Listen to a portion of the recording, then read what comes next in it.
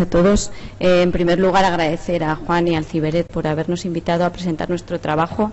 Voy a tratar de resumir el trabajo que hemos hecho durante los 10 últimos años, un trabajo de un montón de personas que desde luego no voy a nombrar para poder acabar a tiempo, ¿no?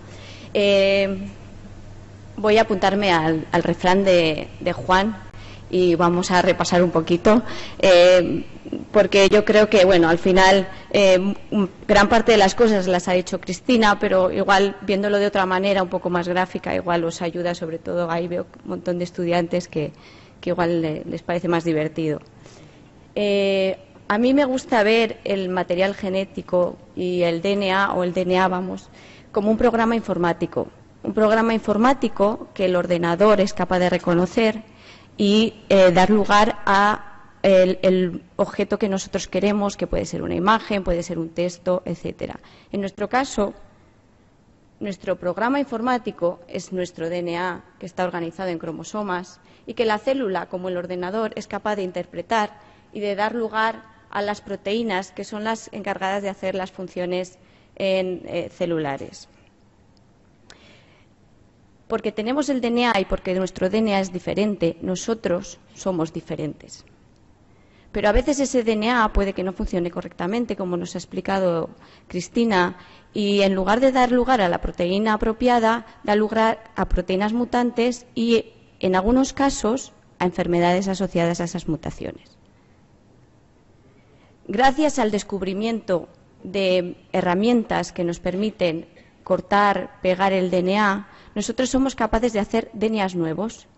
Es decir, si nosotros sabemos qué es lo que no funciona en nuestra célula, dónde tenemos nuestras mutaciones, nosotros somos capaces de producir un DNA diferente, un DNA que aporte a la célula la información adecuada. ¿De acuerdo? Es un poco como el montaje de las películas en el cine, ¿no? Se graba mucha película y luego se corta y se pega. Pues es un poco lo que hacemos nosotros en el laboratorio. Cogemos el DNA, lo cortamos y lo pegamos y le añadimos pues el gen, que es el gen terapéutico asociado a los elementos reguladores que nos van a permitir dar o proveer esa información en la célula adecuada. Eso así, dicho así, teóricamente es muy fácil, muy sencillo. Luego en el laboratorio las cosas se complican un poco, ¿no? Pero yo creo que en nuestro caso hemos llegado a algo parecido a un éxito terapéutico. La cuestión es, como decía también Cristina, una vez que tenemos ese DNA, una vez que hemos construido la molécula recombinante que nosotros queremos administrar, lo importante es cómo las metemos en la célula, ¿no? Cómo llegamos a la célula diana, la célula en la cual debemos aportar esa proteína nueva. Pues bien, nosotros vamos a utilizar virus, ¿no? Construimos nuestro DNA, lo metemos en los virus y después lo transferimos al individuo, porque en nuestro caso los virus que vamos a utilizar, como veréis más adelante, son los virus adenoasociados. El objetivo de nuestro trabajo fue la porfiria aguda intermitente, que muchos de vosotros pues os habréis oído, pero no sabéis muy bien cuál puede ser el mecanismo de esta enfermedad.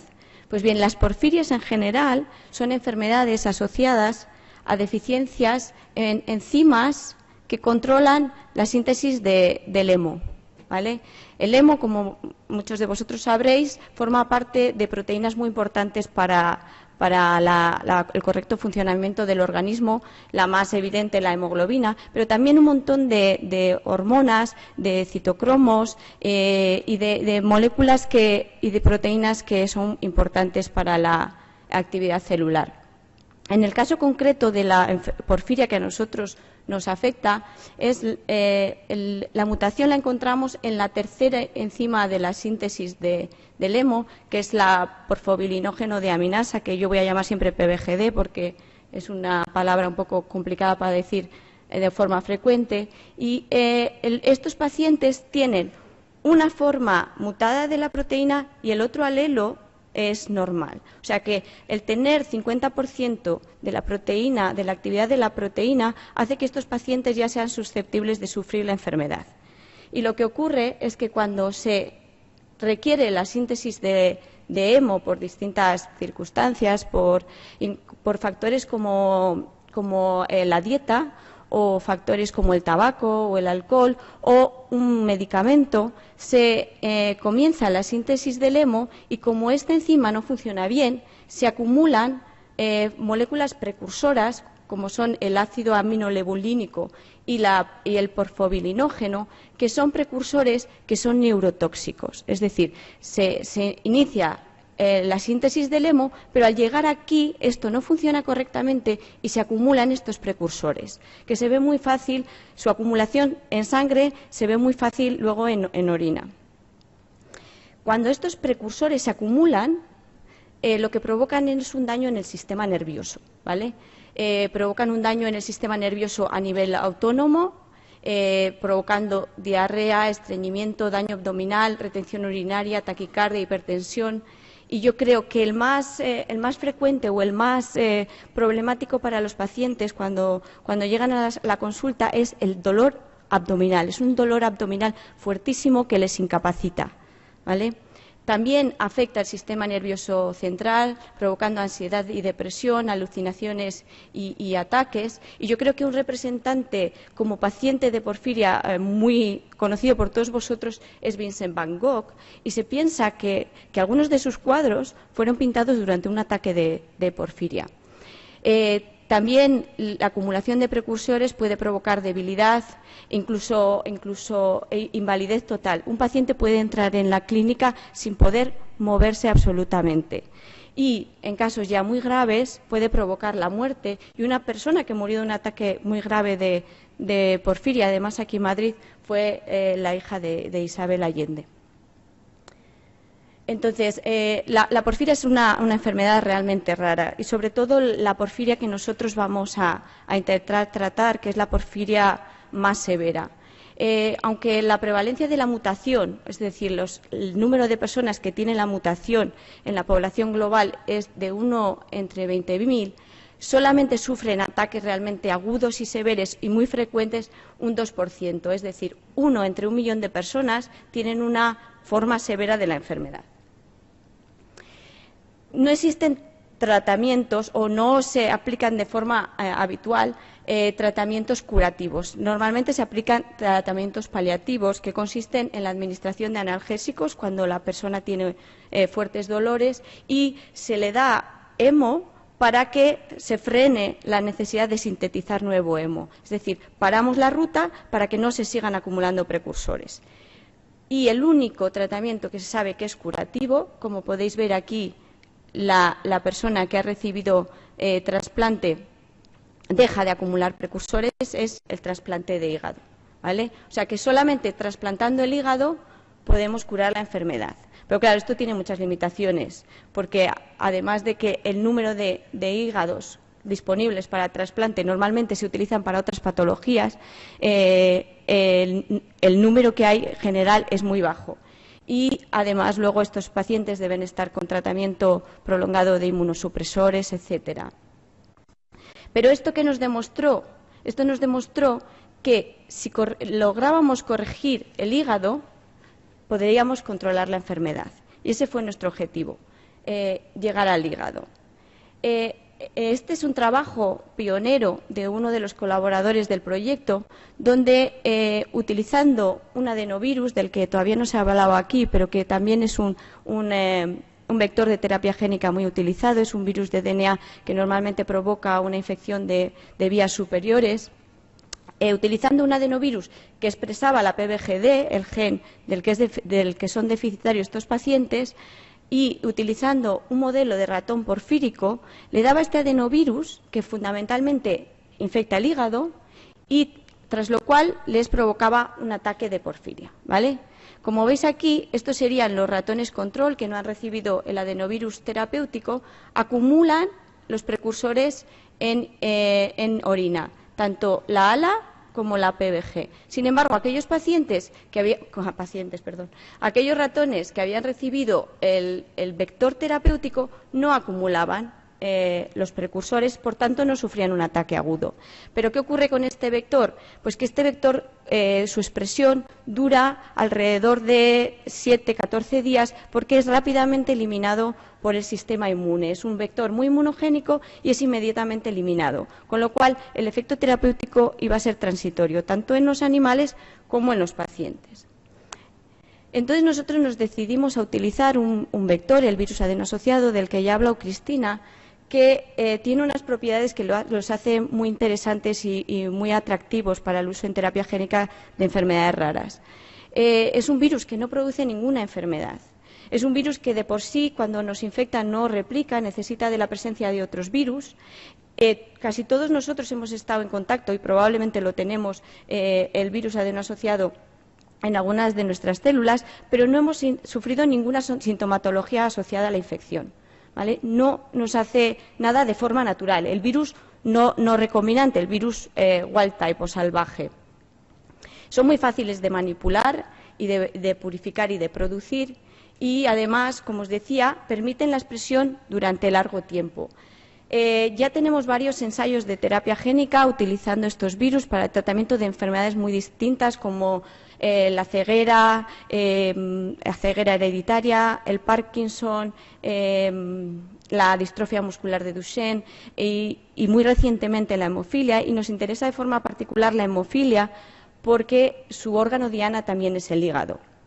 Entonces, nosotros creemos que este vector podría aportar realmente una terapia para los pacientes cuya enfermedad reside en el hígado. Entonces, lo primero que hicimos fue ver qué vector íbamos a utilizar, qué serotipo íbamos a utilizar. Como os decía antes Cristina, los virus adeno-asociado tienen distintos serotipos que se diferencian en su cápside y queríamos ver, uno, si éramos capaces de llegar al hígado y dos, si realmente la expresión iba a ser sostenida en el tiempo. Entonces, para eso hicimos un EIB de serotipo 5 que expresaba un gen que podíamos verlo porque emitía luz y esta luz se podía además ver sin necesidad de sacrificar al animal y a lo largo del tiempo. Y como veis aquí, tras la administración de este virus, lográbamos expresar este gen que produce luz en el hígado y, además, lo hacíamos de forma sostenida a lo largo del tiempo. Aquí veis datos hasta el día 38, pero también tenemos datos a más de un año, donde la expresión del gen reportero dura a niveles similares más de un año.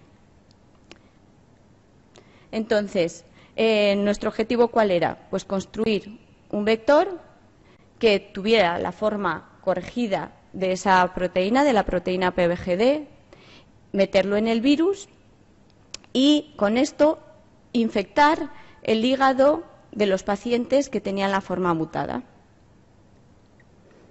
Por lo tanto, este sería nuestro candidato terapéutico, un virus que contuviera la PBGD, que tuviera unas secuencias reguladoras que nos permitieran la expresión en el hígado y que llegara hasta el núcleo y fuera capaz de dar lugar a la expresión de la proteína.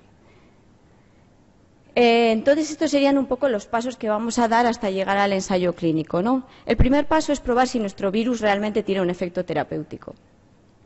Entonces, para eso contábamos con el modelo de porfiria aguda intermitente que se desarrolló en Suiza y le administrábamos los virus terapéuticos a distintas concentraciones y un virus control que expresaba un gen que en principio no tenía por qué tener ningún efecto sobre la patología. Y después les provocábamos ataques de porfiria a día 14, día 28 y día 90. ¿Y cómo mirábamos si el vector funcionaba? Pues analizando la coordinación motora de estos animales en este aparato que se llama Rotarot. Y lo que haces es ponerles a correr y ver cuánto tiempo pueden estar corriendo. Y los ratones que sufren un ataque normalmente están mucho menos tiempo en el Rotarot. Y también mirando la acumulación de los precursores tóxicos en orina.